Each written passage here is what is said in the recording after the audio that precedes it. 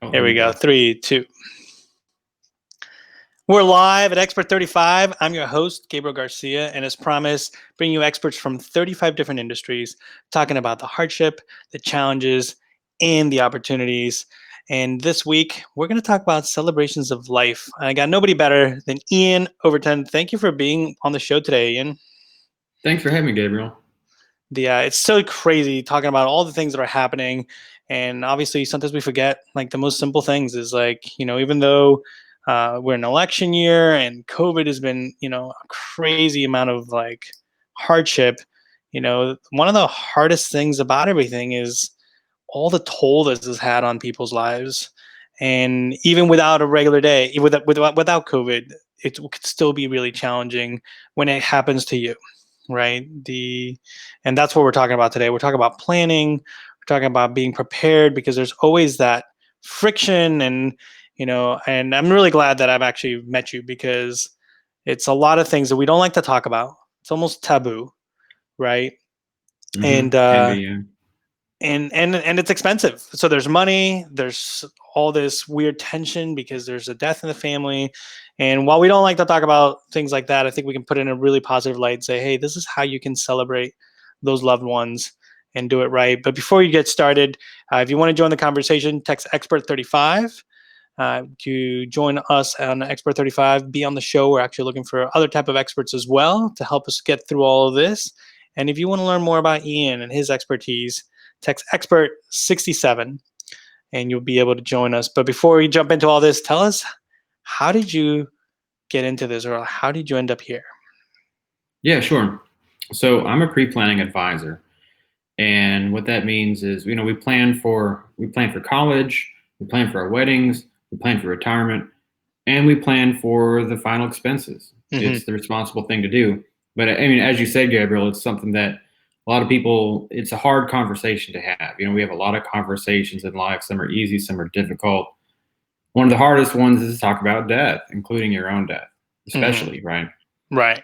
And in my family, it really was a taboo subject and so we didn't talk about it until we had to. And we had to in my family simply because Hurricane Harvey came and went, and it took my wife's father and stepmother with it.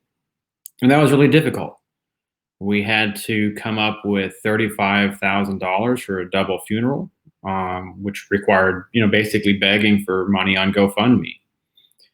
And we had to plan everything ourselves. And at the end of the day, we had to live with two questions, which were, did we do enough for our parents, and did we do the right thing?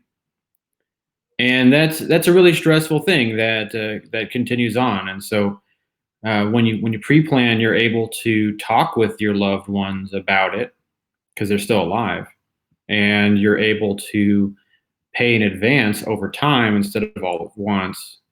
And that removes the financial burden, and it makes the emotional crisis much easier to deal with. And it's a beautiful gift that keeps going on for generations from everyone who's experienced it. That's why I got into doing this. And you guys went through this, right? So the whole challenge of like at the end, people fight sometimes, people may not know other people's wishes, Yeah. right? You got And the uncle that comes in and swings his wallet around and says, well, I wasn't here for 20 years, but I know what's best for mom. mm-hmm. It's like, well, where were you? right. And it's hard, right? Because it's really interesting. I mean, we've had Shalini on the show before. She talks about estate planning. She says having those conversations is so important because otherwise you can fight.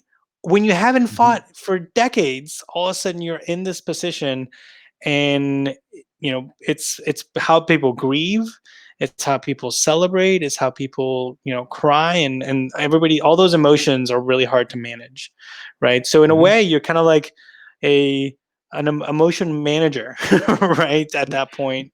Yeah, well, one thing you want to find out is, does the funeral home that you're working with, do they provide you with a personal planning guide of some sort where you can write down your wishes and your options?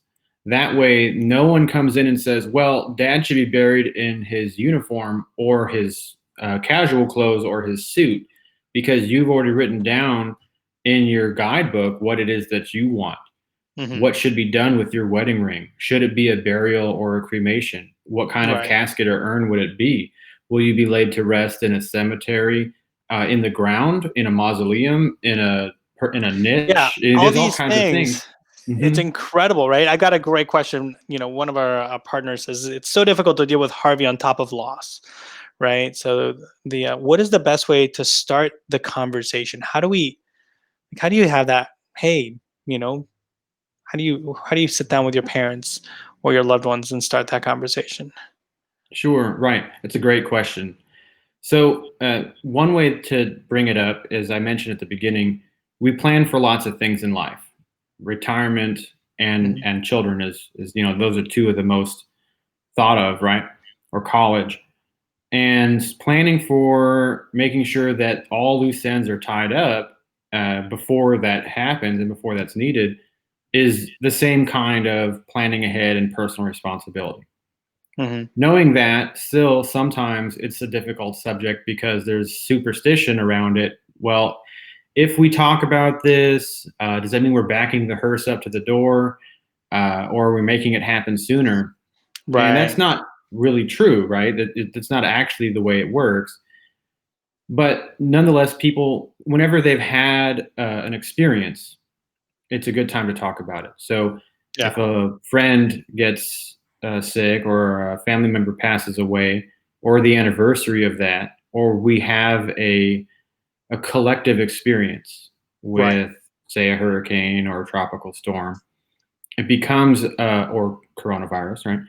Right. It becomes Coronavirus, I'm sure it's a great point to start saying, hey, look, like look how easy it is to be in a place where now we're not even close by, right? Before we could be closer because we can jump on a plane and be there, right?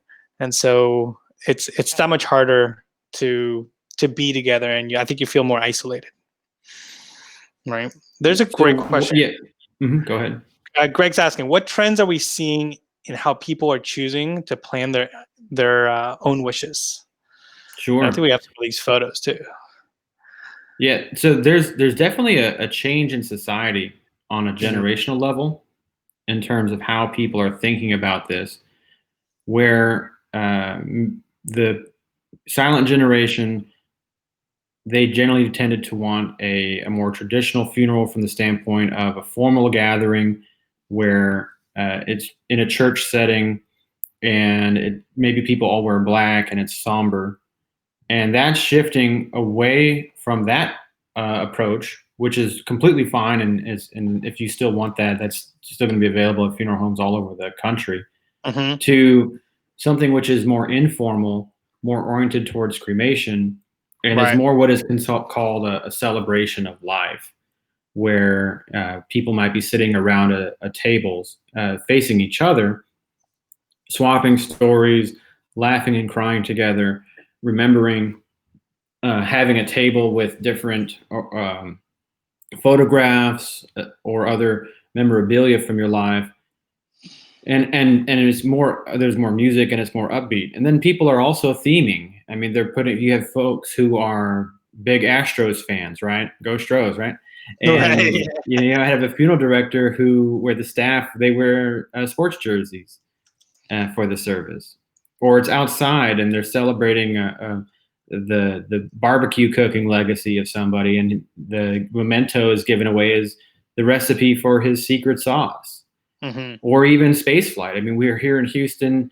Johnson Space Center is in our shadow, and there are folks who would take a portion of your remains and they would send them into space, to a deep space voyage, or to the moon, or onto a satellite where your grandchildren can use their smartphone to track the satellite overhead. Or, Right. I've worked with a family who, she loves Coca-Cola and she collects Coca-Cola memorabilia. So she's going to have a Coca-Cola funeral, including to a pizza party, right? You can do all kinds of things that make that, because it's your life. And what is so important is that the people who love you and the people that you love are able to have closure, but Hmm. also to honor your life with your personal fingerprint upon it. rather Right. than according to some, predetermined uh, definition of what that's supposed to be for you. You're able to customize that according to your wishes. Right. I want to talk about this photo because it's beautiful. This horse and chariot. So this is something you guys actually offer, but it's for military, right? Or Hmm. servicemen. Right. So this is a World War II style caisson, and for veterans, a lot of veterans don't realize that the VA does not provide a full funeral and burial benefit, Hmm. um, unless you pass away on active duty or in a VA hospital. However, a veteran is still responsible for certain things, and uh, in order to keep with the honoring of a veteran and their spouse for their service, we provide these sorts of accoutrements to help keep the honor and the thankfulness for their service when laying them to rest in a national cemetery. That is, I mean, it just looks incredible. Looks beautiful. Some of the questions people are asking, actually, this is great from Mike Hench. Is like, I have final expenses. How is planning different? So, yeah, we've been talking about planning for your ceremony, and it's a plot as well, or it can be at a cemetery. What's the difference between those two services? Right. So it's important to realize the difference between pre-planning and having final expense insurance or life insurance. Hmm. When you pre-plan, so the average person lives to be around 85. Let's say you're 65 and you plan ahead right now. You're locking in and guaranteeing services and merchandise at today's prices. Hmm. And you may live another 20 years according to the average lifespan. The cost of final expenses will double between 1.5 to 2 times in those 20 years. Because Hmm. on average, it's doubled every 10 to 13 years. So you may be paying for final expense insurance, which is supposed to give a payout at the time that you pass away, but you haven't guaranteed any services at all. Mm. So the amount that covers goes down with every year. And life insurance, for example, is another thing that people think about. Well, I have life insurance, I don't need to pre-plan. But there's an interesting question, which is that when does a funeral home expect to be paid for the services they render? Right? Right. Immediately, right? Right. But a life insurance plan may not pay out for weeks or even months, depending upon if they want to do a medical review or things like that. So your Right. family again will have to pay out of pocket in full up front and wait to be reimbursed for whatever that amount is. So planning, you get everything kind of already organized. You know where it's going to be, right? Part of the planning is you already kind of know physically what's going to happen as well. One thing you want to look at when you're evaluating who you should go to for those services is, do they have transferability? Hmm. Because one thing you may not know is whether or not you'll be chasing the grandkids. Right? They may get a job in Hmm. Florida, and then you want to move there, but well, if all my stuff is here in Houston or New York or wherever it is, does the provider allow you to transfer those services and goods dollar for dollar from one place to another place? Interesting. And the best ones allow you to do that. So not only can you now have that service somewhere else, or I would imagine there's also part of it was to help bring everybody, like the family, or maybe to the location, right? So let's say my parents are in Colorado and they pass in Colorado, like that's your part of the planning will help bring the body or like the cremation down to Houston. Is that part of like the planning, or is that separate? Sure, you can plan for that ahead of time. If you know Hmm. that a person wants to be laid to rest in a certain place, Hmm. funeral homes they do what's called a receiving of remains, Hmm. and that's coordinated between the two funeral homes. And if both funeral homes are part of the same company, it makes it a lot easier than having to deal with multiple companies, and that's Right. something that can be done. Just to actually finish with Mike's question, though, in for most pre-planning that I've ever seen, there's two kinds of contracts. There's those which are trust funded and those which are insurance funded. Hmm. And what that means is that the funeral home won't see the money until the contract is used. But let's say you are unable to afford to pay in full, right? You Hmm. want to make payments. Even if you have a horrible disease that's life threatening, you're still able to have an insurance funded contract, which means if you pass away before the contract is paid in full, the funeral home and the insurance company will pay the balance due Got it. rather than your family having to do that. So it's a really good benefit because you're paying for that peace of mind. But then if something happens, you don't have to cough up a whole bunch of money at the same time. Right. And I mean, a question's on everybody's mind. Obviously, I imagine a funeral is like a wedding. Like, there's no cookie cutter. But like, what do you see in terms of an expense in Texas? We're in Houston, so what do you see is like, hey, expect that this is what it costs, and this is what you could save, by planning. What is Hmm. it looking like right now? Sure. Well, it's going to vary by the funeral home Sure. because of the overhead. To get specific about specific pricing for specific places by the law, I have Hmm. to actually provide a general price list. Sure. That's the funeral rule. So I can't actually discuss specific pricing. But one thing I can say is that um, here's a benchmark for you. That's In perfect. the 1930s, the Social Security Administration created the death benefit, which was a payout of $255 uh, for final expenses, because that's what Right. the average cost was Back in the then. 1930s, right?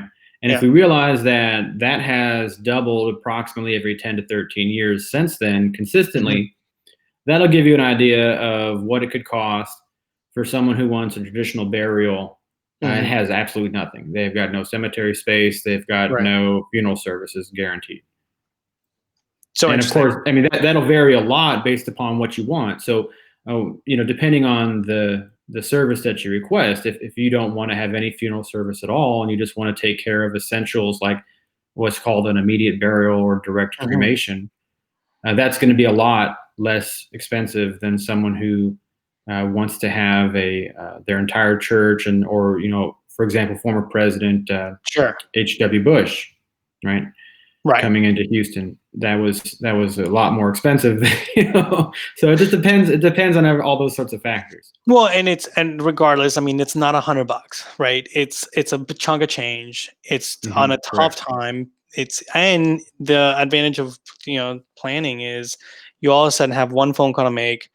All the planning is there, and you start taking it. The planning. You know what the ceremony. You just check off the boxes, make sure those are still being requested, but the Hmm. family just shows up to really pay their Hmm. respect and celebrate the life. And I think that's just something so wonderful, right? In terms of a service that we don't want to think about. But a great question from 400 Voices saying, hey, is COVID making more people have this conversation, right? And death It and is, final. yeah. It's definitely something that's on people's minds because it's a scary time for thinking about that. And one thing that you want to think about when you're choosing providers Mhm. is, does the funeral home allow for virtual services? Exactly.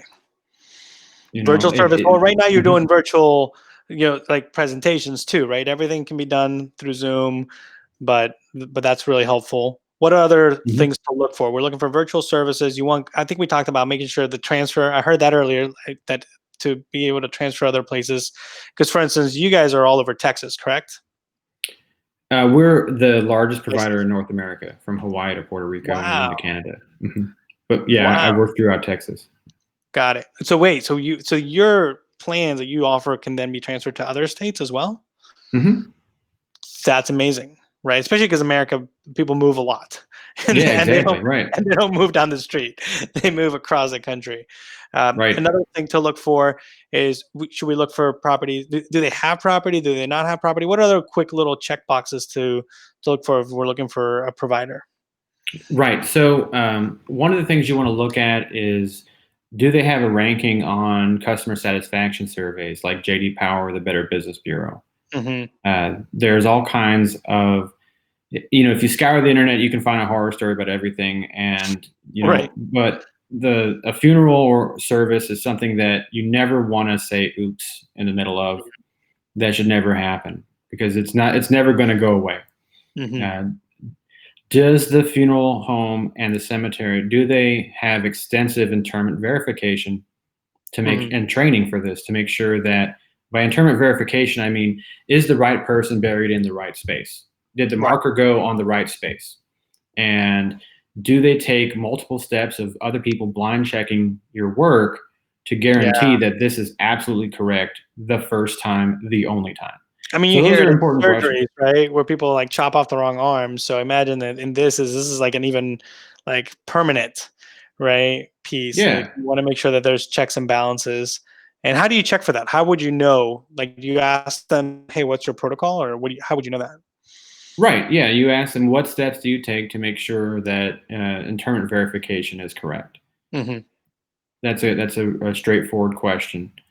Yeah, in Texas, the rule is for the funeral service that if you want to know the pricing, you ask, and anyone who answers the phone is required to tell you that Hmm. and send you a general price list that lists and itemizes all the different services and the pricing of all the different caskets or urns, so that people know. Then they're Right. straightforward and transparent about it for a specific location.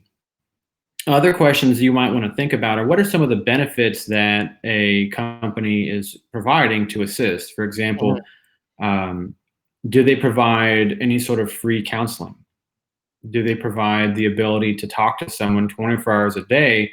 If you're feeling like it's 3 in the morning and you're really missing your wife, and maybe you're having crazy thoughts, it's good to talk to somebody. And is that available by telephone or other ways? For example, do they offer bereavement travel support? So, airlines used to offer that, but they don't anymore because unfortunately that's just the signs of the times, right? So, does the funeral home that you're working with, do they allow for you to help your friends, family members, and people who need to get there on very, very short notice, get Right. off standby? Do they offer child and grandchild protection so that you're not just planning and protecting yourself, but also your loved ones? Should anything unfortunately happen to them, would there be courtesy burial services provided free of charge to protect multiple generations? Right. These are all things to look for when you're figuring out what kind of funeral provider you want to go with. No, it's so important, so timely. My favorite part of the show, Ian, is we talk about three things we should start doing right now. So, what are those three things? Hold on. Three things. Yeah, Go. yeah. So the first thing you should do is you should have the conversation. And let's review. You can do that by taking up an opportunity of something that happened recently that makes you think about your mortality, or you can do the fun way and recite Chinese proverbs like the best time to plant a tree is 20 years ago, and the second best time to do that is right now. Right. Interesting. Okay. So that's one thing to do. The other thing to do is look around for any sort of events, any sort of things that are going on to encourage people to learn about it in a safe, non-selling environment, such as seminars. There are seminars that are going on around town at nice restaurants and or online if you prefer to remain socially distant. Hmm. That's another thing you can do. And the third thing that you can do is actually start reaching out to funeral homes themselves or looking online and other places to do some of that research and start thinking about and writing down what your wishes are. Because one of the worst things to do is to purchase a pre-plan and then not tell anybody about it. That is so true. Like, get your wishes done. Love the energy. Love the fact that we are talking about, something that's really hard, but these services really do make a difference. And I really like how you handled the conversation between insurance and the balance of having a plan and your own experience, right? I think really kind of shines a light on this is difficult, and we're all going to go through this. Why not set up an instrument Yeah. that handles it, right? They say there's two things to a certain life: death and taxes. But as we know, not everyone even pays taxes. So Exactly. you know, it's going to happen sooner or later, and the difference between those families who pre-planned and those who haven't is night and day. Right, right. No, so good having you on the show. Would love to bring you back, especially as things change and like we get through this through COVID. I love that you're helping people plan, people get through this difficult stage in their lives. I love that you're doing it safe and that you're doing it remote. We're going to put up Dignity is who you work with, and you guys, you're the largest, you're the largest provider. I was unaware that it was all over the nation. And you primarily work in Houston, but you're licensed all over Texas, right? Correct. I could sell a pre-plan to anyone in Texas, and I can, because cemetery is trust funded, I can do cemetery anywhere in the country. Excellent. If you need any help from Ian, text Expert67. Thank you so much for being on the show. Thanks, Gabe. It was great to see you again. All right, guys, that was Ian from Dignity. We're going to have Jennifer Johnson later on in the week talking about the questions to ask real estate. Real estate is hot and it's changing, and insurance is also important to consider. Please keep us in mind for other experts that you think should be on the show. Have them text Expert35. Thank you, guys. We'll see you guys soon. We educate during difficult times. We collaborate at Expert35. This is for a better tomorrow and a better today. Let's come together, and together we will find a way. You got questions, we got solutions. You got problems, we got resolutions. Visit Expert35.com. No need to worry, just remain calm. No more pain, no more sorrows. We provide solutions for a better tomorrow. No more pain.